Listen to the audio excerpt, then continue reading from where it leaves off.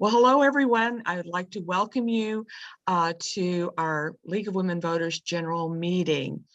And my name is Darcy Yates. And this evening, we are so pleased to have as our guest speaker, Pam Pulla, who is the interim executive director of Northwest Ohio Community Shares. And Pam is going to share with us how important this organization is, not only to the community, but to our organization. And so I really look forward to hearing all that Pam is going to be sharing with us. But also, I wanted to tell you a little bit about Pam. She has had 32 years experience in higher education with Owens Community College and the University of Toledo. And more than half of that time, she was the executive director of human resources at Owens Community College. And she also served on a number of boards, including the Fair House Center, Big Brothers, Big Sisters, Family Services of Northwest Ohio, Cummings Zucker Center, and Toledo Northwest Ohio Food Bank. So, Pam, we welcome you.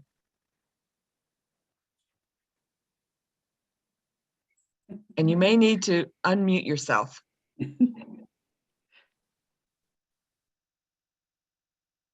Oh, geez. I don't think I'm ever going to get the hang of Zoom. I really try. So if I screw up tonight, my deepest apologies. I can also get a little passionate about Northwest Ohio Community Shares.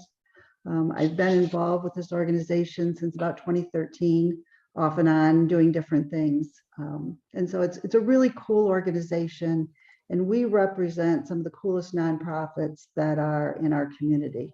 And I'm going to try and share my screen here.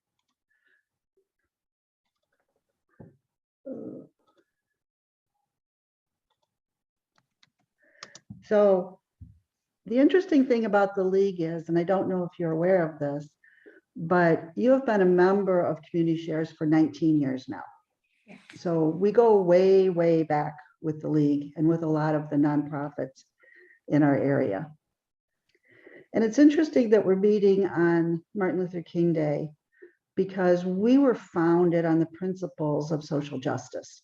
That is where we got our start. And we emphasize grassroots over elite control. We believe in vesting our power in our nonprofits. And social change is still prominent in the mission of Community Shares. We're the only workplace giving federation in Northwest Ohio that represents social justice, animal welfare and the environment, arts and education, and health and human services. And we've been doing that for quite a while now. There are 4 shares organizations in the state of Ohio. There's, of course, Northwest Ohio here in Toledo. There's Cleveland. There's Mid-Ohio, which is based out of Columbus, and then Cincinnati. And we all have the same focus. We were all started in pretty close proximity to each other here in Ohio. And Community Shares is an against the odds kind of effort. There have been a lot of forces that have tried to keep Community Shares down, but because we are so involved in the community and in what we do, we keep plugging along. Our vision is to build a diverse and inclusive community that supports positive social and environmental change by broadening donor choice. And that's what we're really all about, is donor choice.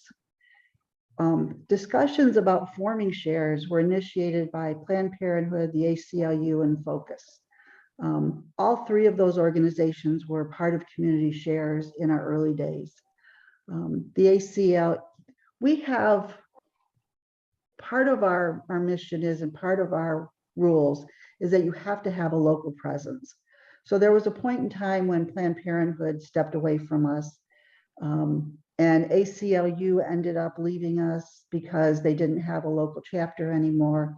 And of course, you know, Focus merged with Beach House and became Leading Families Home. But they had a really strong vision, the people who were involved with those 3 organizations back in the mid-90s. And they had a really, really strong vision of a more democratic way of running a funding source and a more democratic way of raising money. So we were founded in 1997. This is 2022. So we are 25 years strong, and we're pretty excited about that. And today, we represent 29 local nonprofits. You'll see the League's logo there, but you see a lot of others. We represent organizations like Make-A-Wish, which have a national presence, an international presence, but they have a local chapter. They have a local office. We represent Mountain Mentors, which is a 100% volunteer organization. They've hired a staff member occasionally for a project or a program, but they're basically 100% volunteer.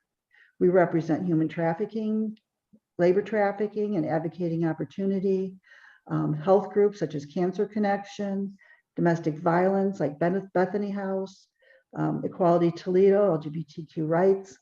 So our reach is very broad, and we don't have just a human services focus. And that's what makes us different in a lot of ways. We're also a democratically run federation. We do have a representative board now, because trying to get 30 people in a room to make decisions every month got to be a little bit cumbersome. But we have a representative board, which includes some community members as well as the agency reps. But the key to our success are the agency reps. The agency reps are the people who really run our organization. They meet quarterly, they get together, they make all of the choices. They approve our budget, they approve how we disperse undesignated dollars. All of that is vested in our agency reps in a group that we call our assembly. And our model is based on donor choice. So when we go into a workplace, we encourage all of the employees who make a donation to community shares to choose the organization or organizations that they want to donate to.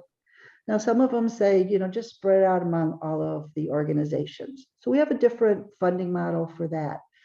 Anybody who says that their donation is undesignated, it goes into a pot, and we split that pot in half. Half of it we call equal shares, and half of it we call inverse shares. So the equal shares half gets divided equally among all of the nonprofits that are part of our federation.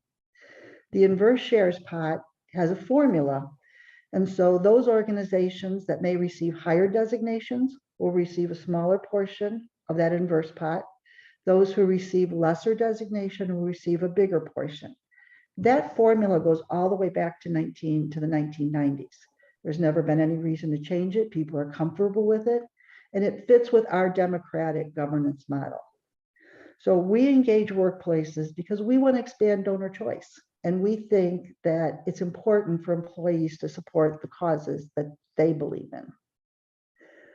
We work at building relationships, community involvement, citizen activism, by connecting member agencies with donors and employers. We fund nonprofits that can create lasting change through a grassroots model. We generate essential unrestricted support for local nonprofits, and that's very critical. Anybody who's involved in grants knows that grants have become very specialized now, that we're saying, oh my goodness, you have to just cover these certain things, you can't spend out of this. The money that we deliver to our member agencies that are the donated dollars from these workplace campaigns are unrestricted support. So each agency might use it for something a little bit different. You might buy pencils with your name on it that you give out at events. That's perfectly fine with us. Whatever fits with your mission, these are unrestricted dollars because we have vetted our agencies and we know they're working for positive change in our community. And we promote respect for the environment and sustainability. So even when we run an event, we try to use recyclable, compostable materials. We use local vendors. It's very important to us that we support our local community. And one of the things we did a few years ago is we wanted to memorialize what our values are. And our values are community, fairness, integrity, trust, and choice. And I've talked about some of this before, but I think one of the important things is fairness. We work to combat all kinds of discrimination, and we won't sacrifice one of our agencies.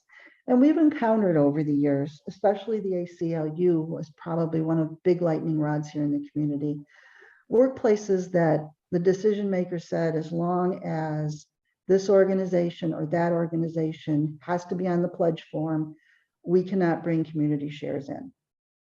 And that is something that we've battled over the years, but we are firmly and strongly believe that when we run a workplace campaign, every single agency is represented in our brochure and in our pledge form and goes out to all of the employees of that organization. So that's a hill we have to climb. And it's one we have to work on, and we're hoping that that will get better, but we're still encountering that to a certain extent. So it's important to us that all of our organizations are represented. Our democratic governance is important to us. That's something we don't want to lose. We want our donors to trust that the money is going to appropriately vetted organizations.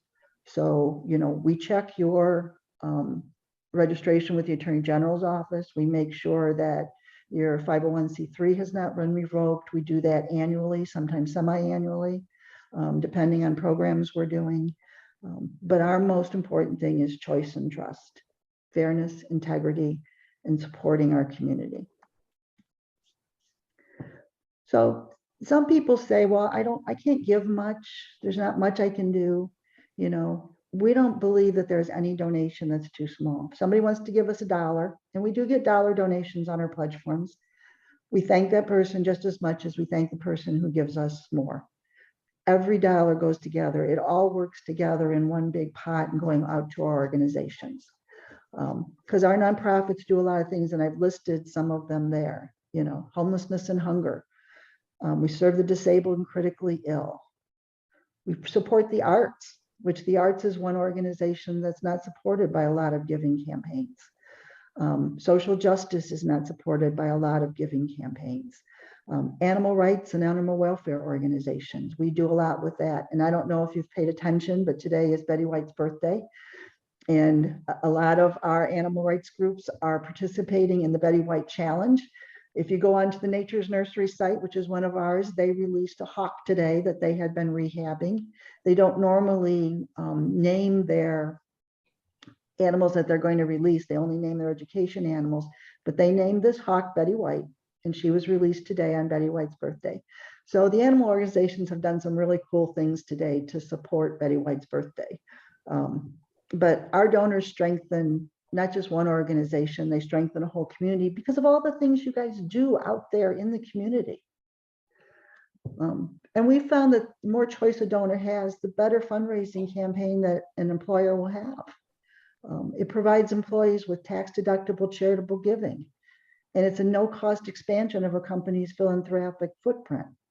So you think about an employee, they may support the League of Women Voters, and they may say, you know what, I can write a check for $10, or I can write a check for $50, but I'd like to give more. They're not going to miss so much $5 out of a paycheck or $2 out of a paycheck. And that over the whole year gives them a really strong philanthropic footprint. And that's the importance of workplace giving. I've had donors come up to me and say, why should I give money to you when I can give it to nonprofit XYZ? And I say, you certainly can do that. And if you've got the wherewithal to write a check for 500 or 1,000 or 1,500, God bless you, go ahead and do that. But if you don't, that's the importance of workplace giving. It allows somebody who can't write a check for a larger amount to be a philanthropist in their own right. And donors giving through a payroll deduction give 80% more than anybody giving a one-time gift because of the ease of payroll deduction. And that was just out of a 2020 study out of the Colorado shares. So, you know, that's recent data. We honor all of our designations. Donors are encouraged to designate to the agencies they support. But we do honor write-in designations, and we do get some of those. As long as it's a 501c3 within the United States, we will honor that designation.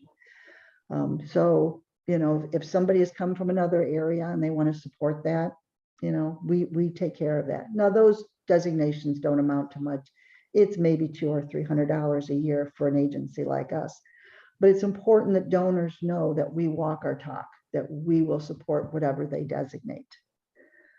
In general, undesignated donations, I've already said, that are distributed among our agencies. So one of the things we do every year in our brochure, in our presentations, we've not done too many workplace presentations because of COVID, but we go out and we talk about the community impact that our agencies have. And this is a sampling of what we talked about this year. And as you'll see, we've got the league on there. And we talk about your voter's guide, your assistance to new citizens, and informing newly released felons of voting rights. All of that's important, and we want people to know that. So every year when we get ready to do our brochure, we get in touch with the agency reps and we ask them, what can we say about your organization?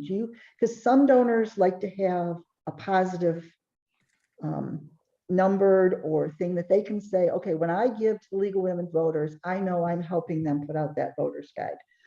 So, think about those kind of things with your agency. How can you tell us what your impact is so that we go out to workplaces, and when we put together videos and different things, we can make sure we're adequately representing the league and that we're telling your true story. And we also talk about what would $1, $5, or $10 a week do. A lot of donors need to know this. They want to know this. If I give you $1 a week, $52 a year, what are you going to do with it? Well, Partners for Clean Streams is going to remove 156 pounds of garbage from the river, because that's what it takes to do that. If you give us $5 a week, Leading Families Home is going to go out and buy beds and pillows and sheets and blankets.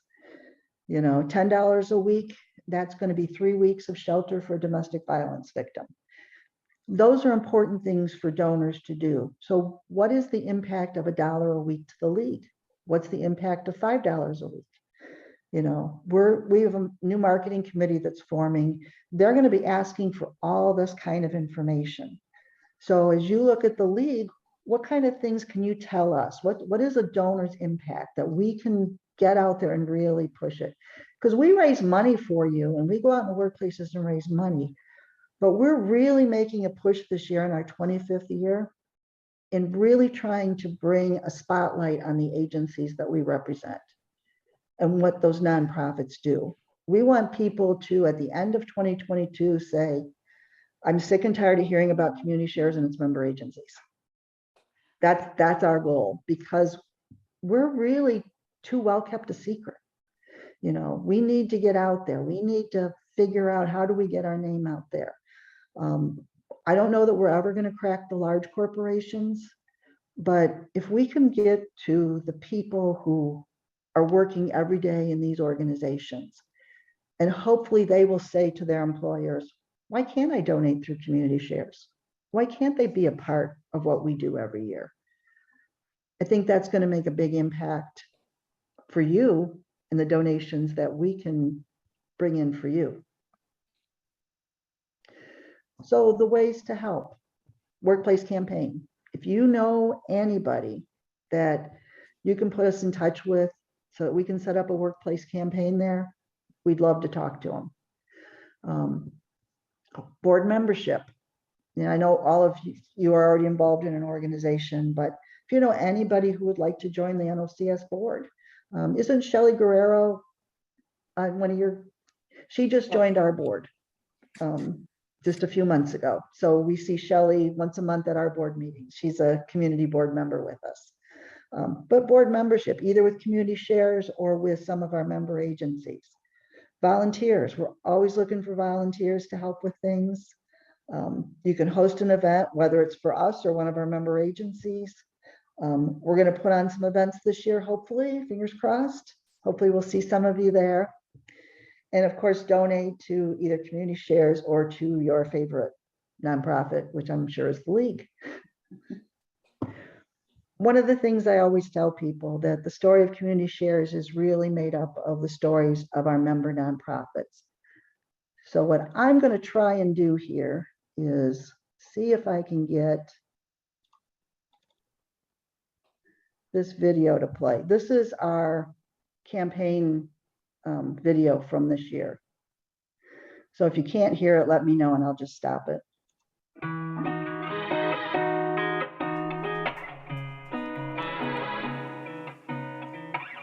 I think Community Shares is a great resource in the Toledo area. What a great opportunity to spread the word about an organization that is so precious to us and to the community, and not be a well-kept secret anymore.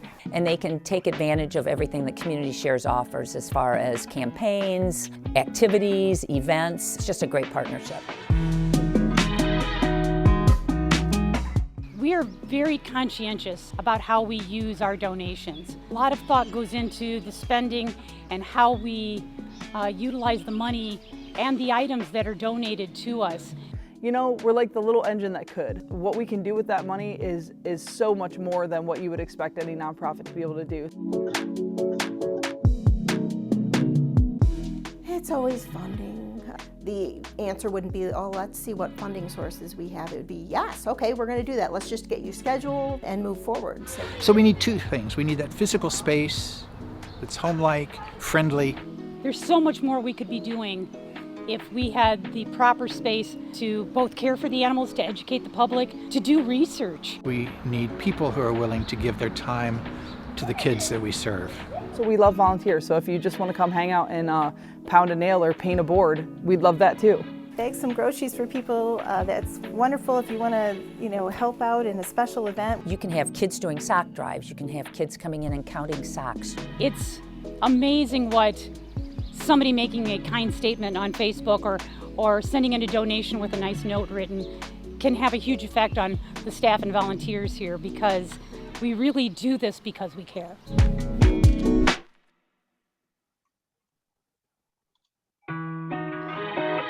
Stop.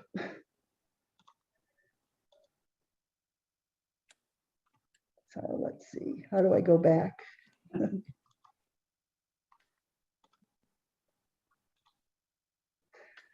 So as I said, I'm not really good at this stuff.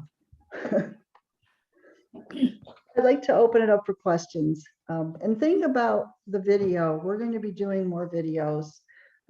I have this dream that I will have a video for every single agency on our YouTube channel.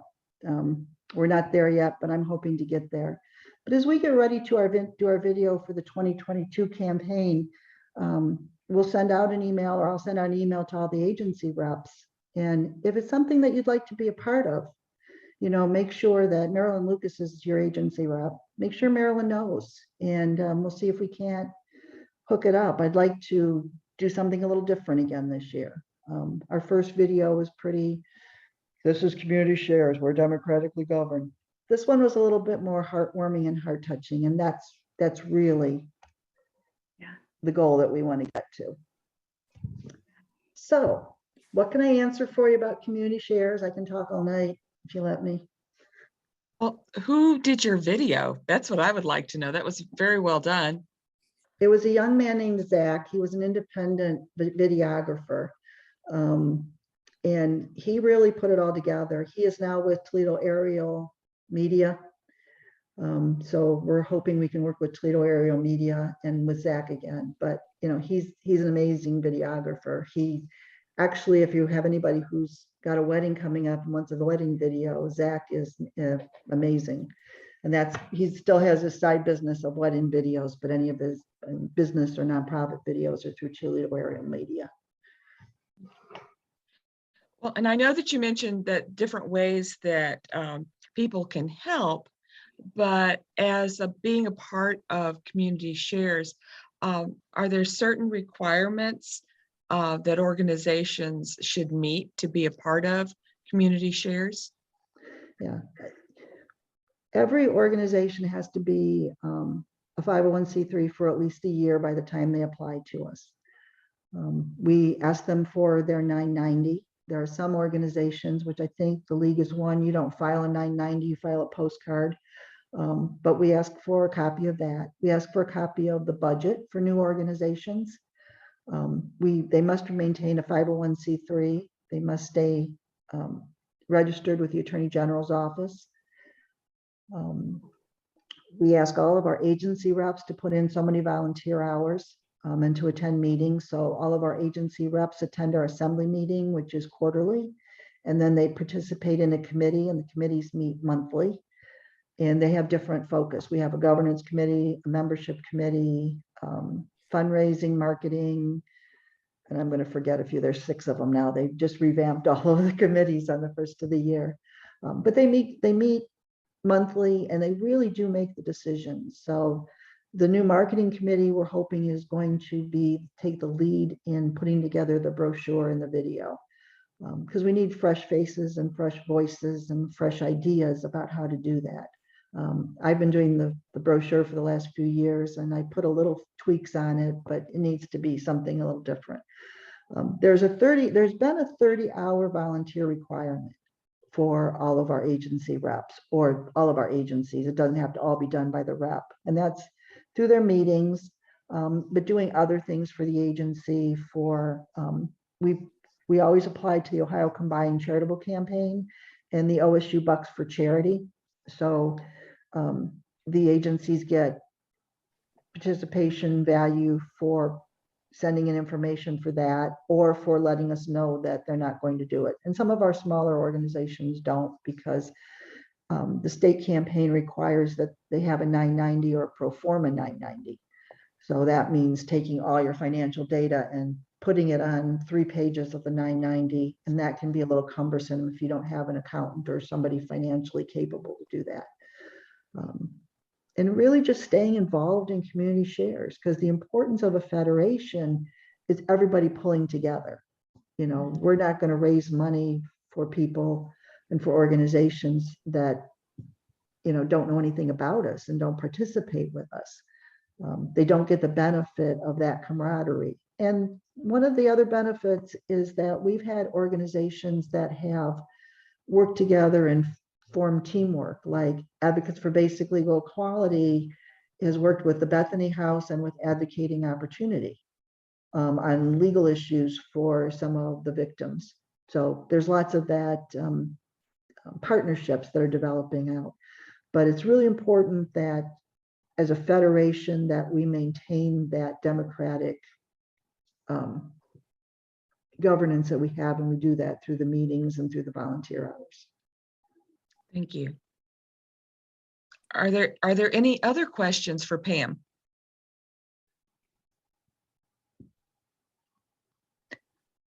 Well, Pam, thank you. This has been amazing. To have community shares be a part of the league has really been helpful for us. I know traditionally we could not print the directory of public officials without the aid of the funds that we receive from community shares. That has really been very important for us for the past several years. So we thank community shares for that. And so we also have a little gift for you. Oh, geez. And you will be receiving it, and it is a pocket-sized hardback copy of the United States Constitution. Excellent. So that will be coming your way on behalf of the League of Women Voters of Toledo-Lucas County. So thank you very, very much. And I would like to just remind everybody that our general meetings and topical Thursdays, the links are always published on our Wednesday updates. And our next topical Thursday is going to be on February 10th, and it's going to be, the topic is Black Women During the Suffrage Movement, and our guest speaker will be Rochelle Rollins, a member of the Delta Sigma Theta sorority, who was, and that sorority was involved in the suffrage movement. And then our next general meeting will be on February 21st, and we will have the opportunity to be a part of national program planning. Everybody is encouraged to participate, watch your email, read Wednesday updates, and check out our website. And yes, check out the website, www.LWVToledo.org. And so that concludes our presentation for this evening. So good evening, and thank you for attending, everyone. I would like to just say, one more thing. remember Nancy's request